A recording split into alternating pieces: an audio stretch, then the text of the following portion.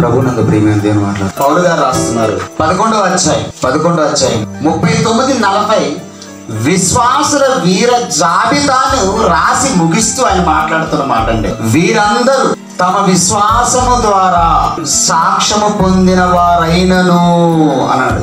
అంటే ఈ 11వ అధ్యాయం దేనికోసం రాస్తున్నాడు అనమాట? విశ్వాసుల వీర జాబితా అంతా కూడా కదా. అంటే ఇది ఎవరి కోసం రాస్తున్నారు?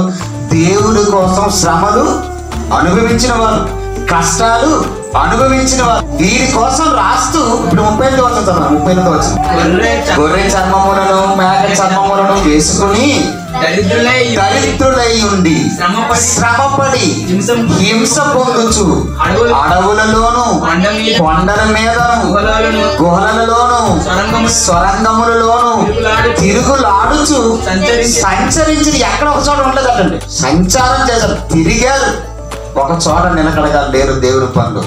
తర్వాత అట్టి వారికి ఈ లోకము మంచిది అన్నాడా? యోగ్యమైనది కాదు అన్నాడండి. యోగ్యమైనది కాదు. నిజంగా మీకు దేవుని కోసం కష్టపడి శ్రమపడి బ్రతకాలనుకుంటే మీరేమనుకోవాలో తెలుసా? ఈ లోకం నాకు యోగ్యమైనది కాదు. అంటే మీకు సంతోషం ఉండదు దేవుని పనులు.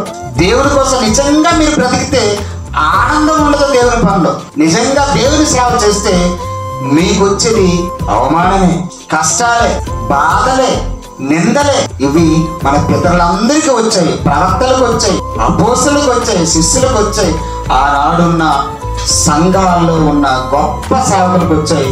ఇప్పుడు మనకు కూడా అవే వస్తాయా? వస్తాయి. అప్పుడు మీరేమనుకోవాలి అంటే ఈ లోకము నాకు యోగ్యమైనది కాదు.